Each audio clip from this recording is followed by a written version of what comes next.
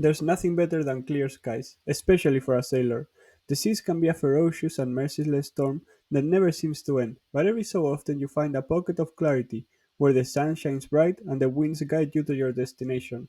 The revered but never feared sailor known as Captain No Beard had learned to face the challenges of the former and welcome the blessings of the latter.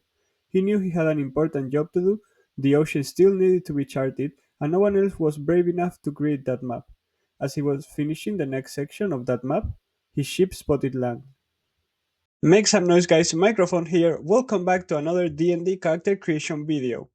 As always, my intent with these videos is to create characters that fit into my own campaign setting, making the decisions that they themselves would make or the decisions that fit with their personality. Last time, we made Orgon, a hunter ranger which really showcases the mistakes that they made with that class, but today we're gonna take a class that I think that in the opinion of everybody else is way better than the ranger, which is the cleric. I really wanted to make a martial class video next, but that one got a little bit pushed back, so that's gonna be the one we make next. I don't really need to talk about anything else in the intro, so let's just get right into it. Meet Amaro Corsario, also known as Captain Nobeard or simply Corsario, a sailor that has traveled across the oceans of Ablai. Since Ablai consists of a large landmass surrounded by water, a lot of people have taken to the seas, but still none have done it like Corsario. He became the first person to circle across the entire continent 50 years ago, creating routes between different settlements that people still use to this day. Nowadays, he is well past his glory days. He just stays at his own village and sometimes does small expeditions when his disciple Gabriel decides to visit him. Yes, Gabriel is another character that I've already have fleshed out, but I still haven't made a video, so make sure to subscribe if you want to see that. Now that we have covered who Corsario is, we can start talking about how to make him in D&D. We're once again gonna start with the species, and this time I'm doing it a little bit different. Instead of just taking one species from the player's handbook, I'm gonna give it a little bit of flavor. Since I didn't want my campaign setting to have every single species that exists in D&D, but I also didn't want to limit my players' options, I did a bit of a compromise. For Corsario, we're gonna be picking a Goliath, but he's not exactly a Goliath. He's still a human. However, a variety of human that has evolved from giants centuries ago. Because of this, I'm still gonna be using all the rules that apply to Goliath, but in the story, he's still gonna be considered a human. In terms of what we get as a Goliath, first we get a 35 feet movement speed, and we get to be medium size. We also get to choose a giant ancestry, giving us a feature that we can use a number of times between long rests. Although most are geared towards offense, I'm gonna pick the Stone Giant's Stone Endurance, using a reaction to reduce the damage we take by 1d12 plus our Constitution modifier. I wish there was a Water Giant base option, but this is still good to have. We also get two other features. Large Form, where we can transform to a large size, gaining advantage on strength saves and checks and increasing our speed by 10 feet. And we also get Powerful Feet, gaining advantage on to escape grapples, and we count as one size larger in order to carry things. Overall, these are good features to have. Maybe they don't exactly mix with the cleric, but still good to have. For our background, we're gonna be picking Sailor, because obviously, Corsario's main thing is that he's a sailor.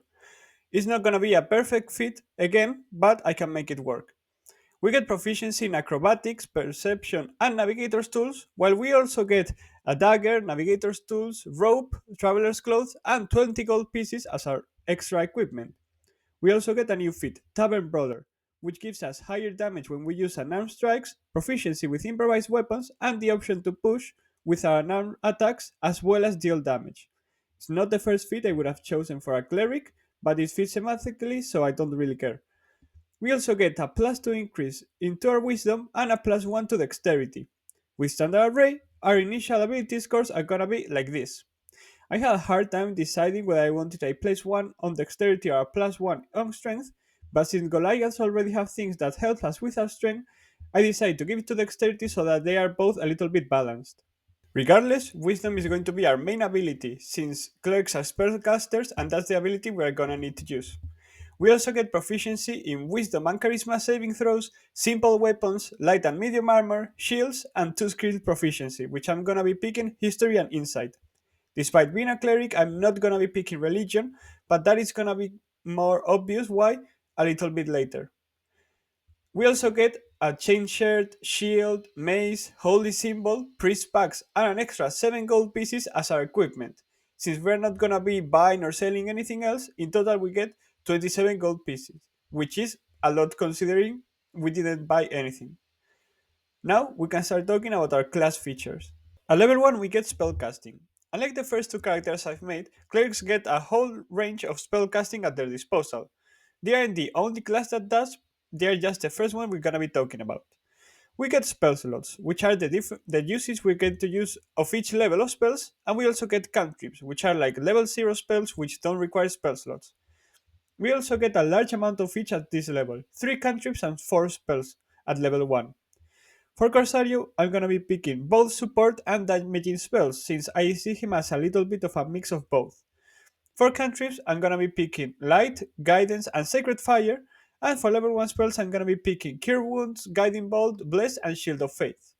Also at this level, we're gonna get another feature, which is Divine Order, a feature that lets us choose if we want to be more of a martial character or more of a spellcasting character. This time I'm gonna go with Thaumaturge, the spellcasting options, since he isn't much of a physical combatant.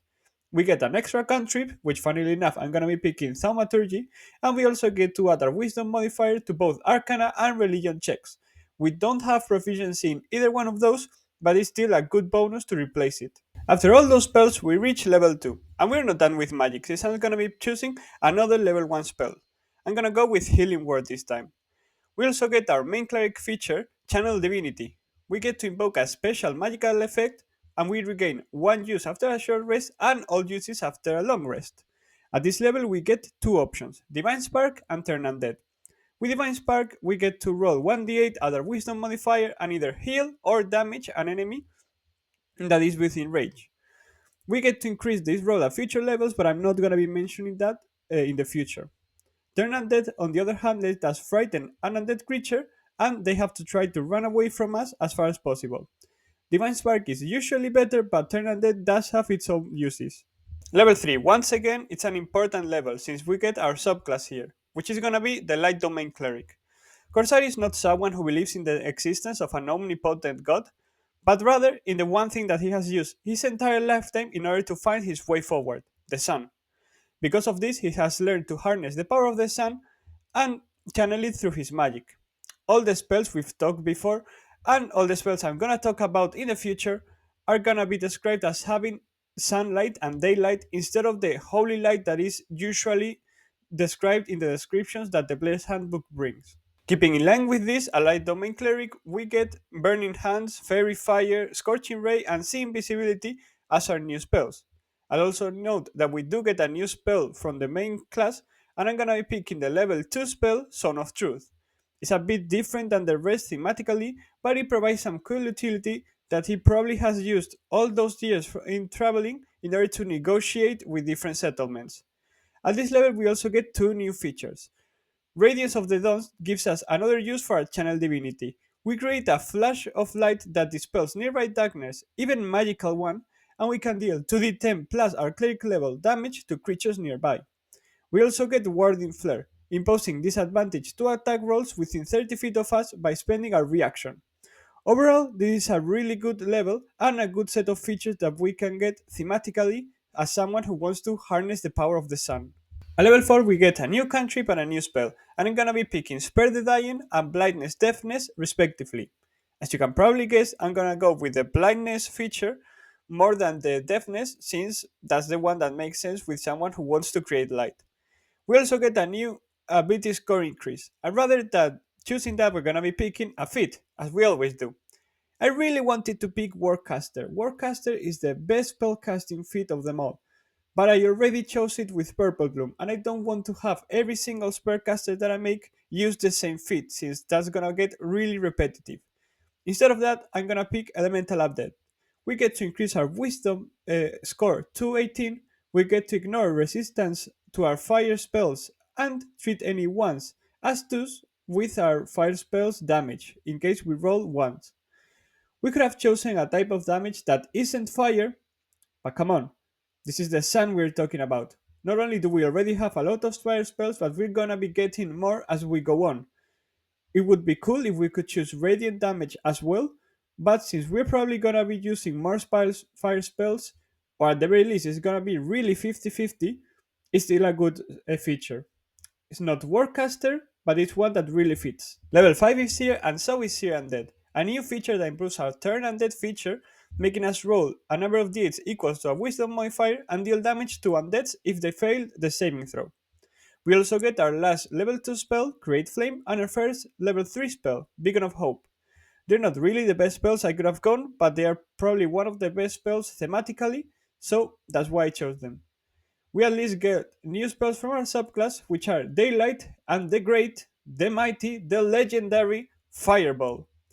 I could have go with only support spells, and I'd already have enough firepower with this spell. It's a really amazing damage focus spells for spellcasters, and it's really amazing that Light Domain Clerics get to get it for free. At level 6 we get another spell, Revivify, which doesn't have relation to the sun, but it's usually one that I pick with clerics since it's one that I think it's really good in a pinch. We also get a new subclass feature, Improved Warding Flare.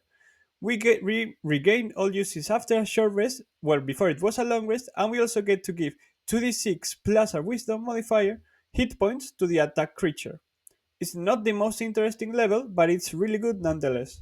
At level 7 we get Blessed Strikes. Like Divine Order at level 1, we get to choose one of two options, one which is related to martial fighting and the other one to spellcasting. We're obviously gonna be picking the spellcasting option again.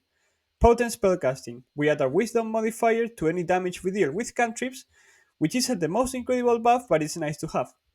Let's not forget about our next spell, Hour of Vitality, and two extra domain spells, Arcane Eye and Wall of Fire. Like always, at level 8 we get another ability score improvement, and I'm gonna be taking our wisdom score all the way up to 20. This is probably something that I'm gonna do in every video, take our main ability score and put it to 20 at level 8. For our new spell, I'm gonna go with Clairvoyance. Not because it's not something that we already have, Arcane Eye is somewhat similar, but there are very few spells that fit Corsario at this level, so it's the one I'm going with. It's a good thing that at level 9 we get two spells at level 4. We're gonna be picking Hour of Purity and Guardian of Faith, two really good support options.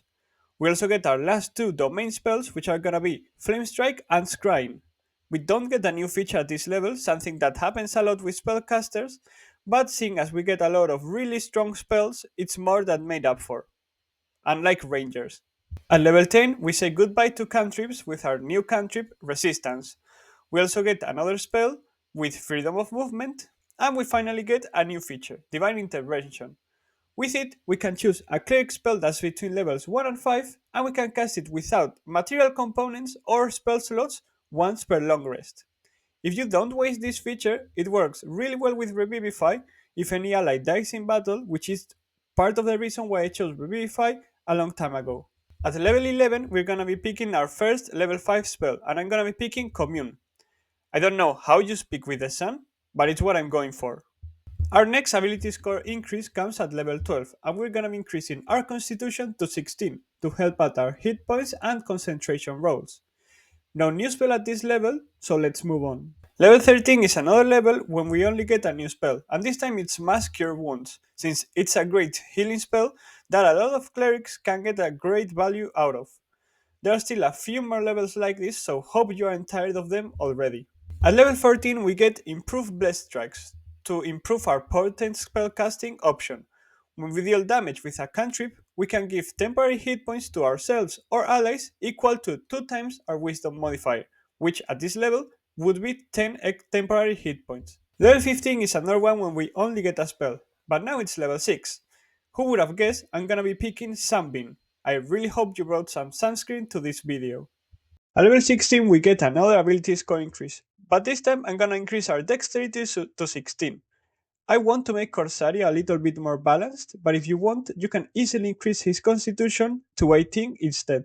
Level 17, usually a big level for spellcasters since we get access to level 9 spells.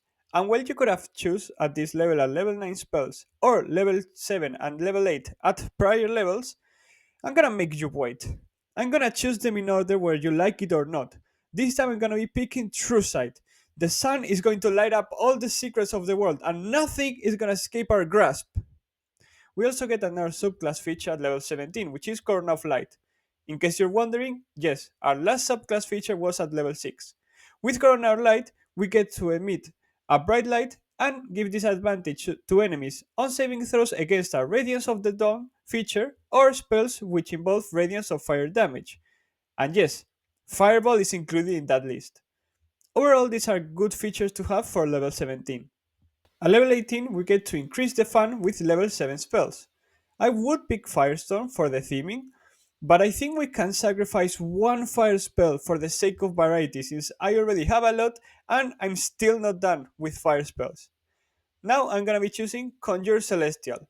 Considering it's described as a pillar of light, it's really easy to imagine it as a deadly ray of sunlight hitting the battlefield to help Corsario. Level 19 is really good too. We get a level 8 spell, which is gonna be Sunburst, and we also get an epic boon. We could go with the Boon of Fate, which is good, but come on, the Boon of Energy Resistance makes the most sense. We get resistance to fire and radiant damage, as well as the option to redirect damage of that type to enemies that hit us with it, dealing 2d12 plus our constitution modifier if they fail a dex save. It's great thematically for a sailor that has mastered the light and the heat of the sun. We also get to increase our wisdom to 21, but as some videos before, it doesn't change our modifier, so that's whatever. Our capstone at level 20 is Greater Divine Intervention. We can choose the Wish spell as part of our Divine Intervention option. What? We get a free casting of Wish? Sure, we can't use it again until 2d4 long rests have passed. But man, this is strong. Not only that, but we get a level 9 spell as well, and I'm gonna be choosing Mass Heal, one of the best spells in the game. This is a good capstone feature and makes me question why they hate Rangers so much and they only gave it an increase from a d6 to a d10 in damage for a Hunter's Mark, which is something that you don't. Time for some conclusions. I'll admit, before 2024 rules, I wasn't really that interested in clerics. And while I know that might have been because I was still getting into DnD, support classes just feel less interesting than martial or spellblasting classes. Not to mention that at the time when I was starting, they had the largest amount of subclasses in the book and they got it at level 1. So it was a little bit overwhelming seeing all the different options I had when something like a fighter only gave us two simple things. Now, after years of learning and a better cohesion between classes regarding their subclasses in 2024 Player's Handbook, I can say that clerics are not my favorite class, but they are still really up there. The Light Domain also helps with this, since I can also make a half blaster character like I've made with Corsario, and I can still have a little bit of support, so it's a great combo and one that I would like to play a little bit in the future. Also, Corsario is a character that I've got some attachment to since he's the first one that I actually made with D&D in mind. Before, characters from Ablai either only considered the story aspects or came after Corsario in the D&D creation. The reason for this is that 5 years ago when I started watching One Piece D&D, a campaign that's run by Rustage on his YouTube channel, I imagined what a character of my creation could be like and could fit into the dynamics of that party, and that eventually turned into Corsario. Now, obviously, it has no relation to One Piece D&D since it's my own thing, but a lot of the aspects I took still make sense within Ablai. This is an experiment or a exercise that I like to make with some campaigns that I usually see online, and it's one that I recommend to people who can't find easily a game for them to play or just want to have a little bit of fun and imagining their OCs in the different campaigns that they might like. There are other characters that I've created using this method, and there are ones that I'm going to be featuring in the future, so be on the lookout for those. For now, let's make sure that we meet again. See you soon. Those days are over. His journeys have become his legacy, but the seas won't welcome him anymore. It's time for a new wave of travelers to take his place, to brave the waters he reigned over all those years ago. Corsario spent his days looking out his window, remembering his adventures and how different it all was back then. Still, there's one thing that hasn't changed. It never does, it never will, and he knew it well. It's the one friend he could always rely on: the sun.